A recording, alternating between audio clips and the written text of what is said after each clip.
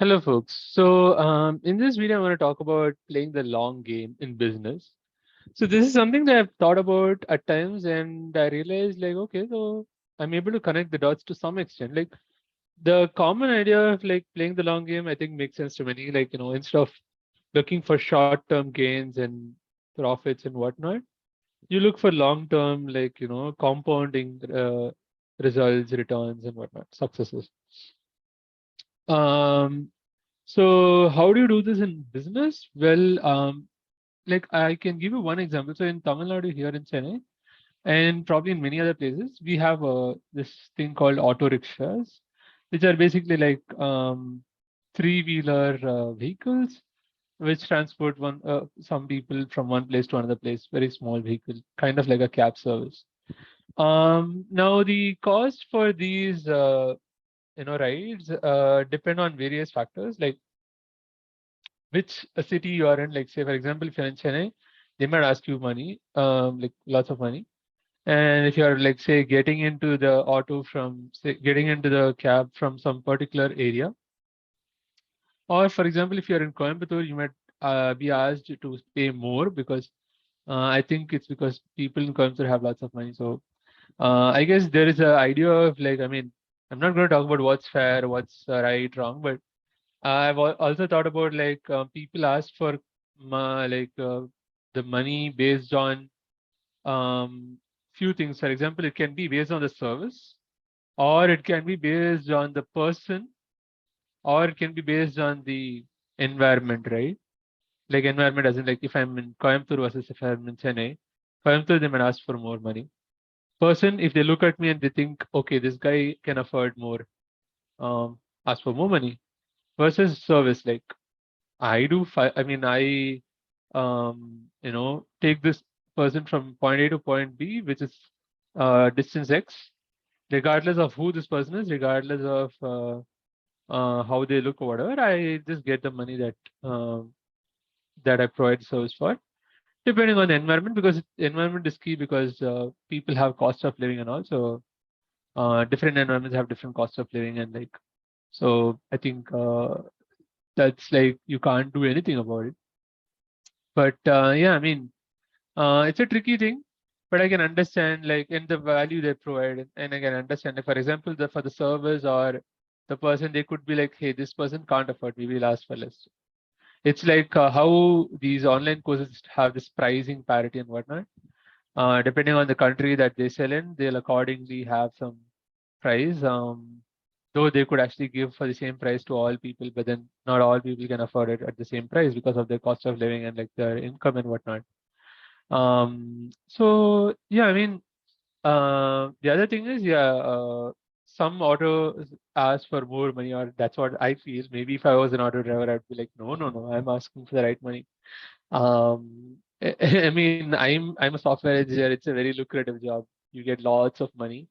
So yeah, I mean, like sometimes I wonder how um, justified it is for the industry and software engineers and folks in the software industry to get paid so much and like compared to many other industries. But there are also some industries that probably get more money. But someone might say, hey, yeah, I mean, it's the knowledge sector, or it's a thing in it's a knowledge thing, and like like it's a business in the mind. Like it's all the mind work, which is hard. Like I mean, physical labor is also hard. But anyways, I guess people value different things, and like looks like software is like pretty big now, apart from many other things like say law or medicine and things like that. You also get lots of money. You could get lots of money.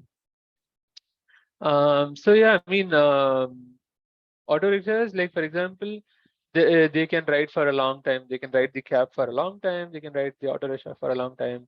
They can be stuck in traffic. They might not be able to take more rides, which will make them like like if they choose the cost just based on distance, then it's going to be tricky. So they'll have to think about other values that they provide. If they're being good, for example, being kind comes at a cost because these days someone can ask you for less money, but then they'll be like pretty rude to you. Or all these big big companies, big shots, big restaurants and all that, they'll be pretty nice to you, but they'll also ask for more money. That's the cost of like being nice. So yeah, I mean, there's a lot of different kinds of value there. But playing the long game in business, well, I would say look at a reasonable cost.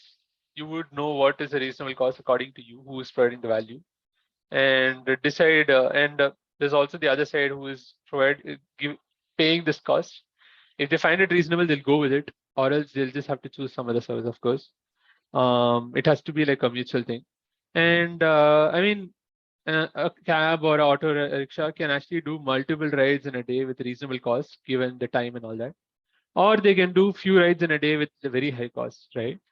I usually consider doing few rides in a day with high cost as like playing the short-term game, wherein you do less rides and you get a lot of money. And yeah, that's how like you might end up saying no, that's fine. I mean, kind of relating to the 80-20 rule, wherein you put 20% of the efforts and get 80% of the profit. So you ride less, but you ride only for the folks who consider you valuable or like are okay to pay you. And like you put it at a high cost. But you extrapolate this into some big business. So big businesses can actually get high profits in short term from their clients, but they could also lose their clients and customers like this. Like, I mean, they could suddenly just increase the cost just like that, and maybe they're not increasing it just like that. Maybe they believe that the price it's worth it. They provide that value, but basically what I'm saying is, if they know it's unreasonable and they're just doing it for the profit, and I mean they could, it's their business. They could do anything, but if they want to play the long-term game, long game, maybe, and ensure that they're not losing clients at the cost of playing the short-term game, yeah, then it's better. It's probably better. I don't know. I mean, I am probably under the assumption that long-term games are the best, like always.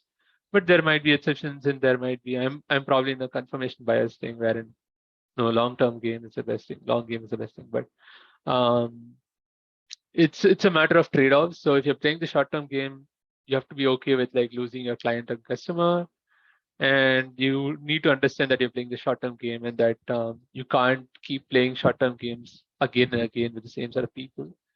And at some point, it's gonna go bad probably. If you do some, say, if you start cheating and things like that, people will go away, yes, or start leveraging or like leveraging problems or like issues and things like that, and like be unethical or like be rude and things like that, and try to charge a client or customer at every point that you can, to the extent that you piss them off and they leave you. Well, you can't do that for a long time. That at some point it's possible that the business is just going to go down. So you would rather keep your customers happy, get a reasonable amount of money from them, and believe that the customers will be loyal. But yeah, of course, there's no guarantee for that. Of course, there's no guarantee for the companies also that they'll be loyal to the customers. Like, but it's just like a trust. You just keep doing things and believe that, yeah, based on past, I believe that. But if it changes, I'll change companies. I'll change, like say, I'll change the company I'm dealing with, or I'll change. Say the client is not great, you change the client who you're dealing with and things like that. So reasonable profit in short term and good profit in the long term, like as in like by maintaining good relationship with the client or customer makes more sense to me.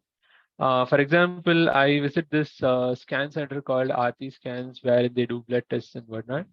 And they have a pretty reasonable cost. Maybe they're costlier than many other services, but they do have good service. Like you can actually book online appointments with them. I was able to download reports and whatnot. Versus there was another scan center that I visited where I had to actually go and tell them what is the thing, and they asked me to wait for some time, and they said it's like a first come first serve basis, and they even asked for lots of money, and it wasn't a great place. It wasn't maintained well, though it was pretty big. was this place, it was pretty cool. They told me that this is the timing, the appointment timing, and they give the reports pretty soon, unlike the other scan center that I went to, where they were like just taking lots of time. They said come and get the report, and it's sad. Um, I mean, even other scans, you have to sometimes go and get the report in case some of the stuff is not available online for some legal reasons and all. Um, but yeah, that's something that I like, the amount of support that you have in this company. They have a large customer base with reasonable profit. So it's like you have number of customers and then the cost that each customer is paying, right? You multiply these two, you get a number. If you have less customers, you'll have to have a high cost to have a good number, or reasonable cost, whatever you think makes sense. But if you have lots of customers, you could probably reduce the cost and you can still have a high scale. I think it's called economies of scale, but I'm not sure. But basically, you multiply, you still get a good number.